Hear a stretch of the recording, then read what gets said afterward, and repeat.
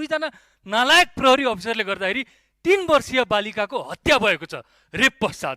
र त्यहाँ प्रहरीले खोजेको होइन, जुन दिन यो घटना भयो बालिका हराए पश्चात प्रहरीलाई जानकारी गराएको 24 घण्टासम्म पनि कुनै प्रहरी कहीँ पनि परिचालन भएको छैन। 24 घण्टासम्म।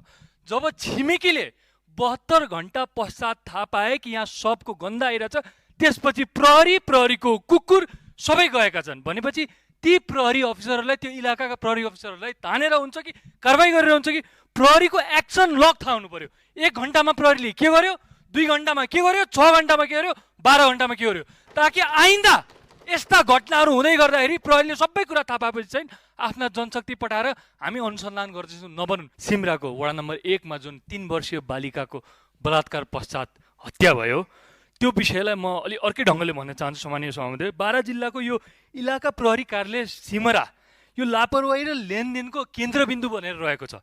मैले पटक पटक यो विषय उठाएको छु। मैले त्यहाँ केसिनोमा नि यसरी नेपालीहरू खुलेआम गइरहेको विषय उठाएको छु। गृह मन्त्रालयको म ध्यान आकर्षण गर्न चाहन्छु। आज दुईजना नालायक प्रहरी अफिसरले गर्दाखेरि 3 वर्षीय बालिकाको हत्या भएको छ रेप पश्चात।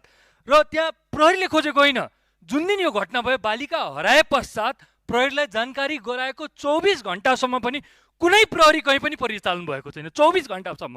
जब छिमेकीले 72 घण्टा पश्चात थाहा पाए कि यहाँ सबको गन्ध आइरहेछ, त्यसपछि प्रहरीको कुकुर सबै गएका छन्। भनेपछि ती प्रहरी अफिसरहरूलाई, त्यो इलाकाका प्रहरी अफिसरहरूलाई तानेर हुन्छ कि कारबाही गरेर हुन्छ कि प्रहरीको एक्सन लग थाहा हुनु पर्यो। 1 घण्टामा प्रहरीले के गर्यो, 2 घण्टामा के गर्यो, 6 घण्टामा के गर्यो, 12 घण्टामा के गर्यो, ताकि आइन्दा यस्ता घटनाहरू हुँदै गर्दाखेरि प्रहरीले सबै कुरा थाहा पाएपछि चाहिँ आफ्ना जनशक्ति पठाएर हामी अनुसन्धान गर्दैछौँ नबनुन्।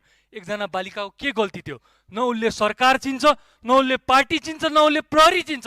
उसले के चिन्छ भने आफ्नी आमालाई चिन्छन्, उनले आफ्नो आँगनलाई चिन्छन्, आफ्नो छिमेकीलाई चिन्छन्। ती बालिका आज घर आएकी छिन्। त्यस्ता कति बालिकाहरूको रेप भइरहेको छ, हत्या भइरहेको छ। यसमा गम्भीर हुन म गृह मन्त्रालयलाई ध्यान आकर्षण गर्न चाहन्छु। धन्यवाद।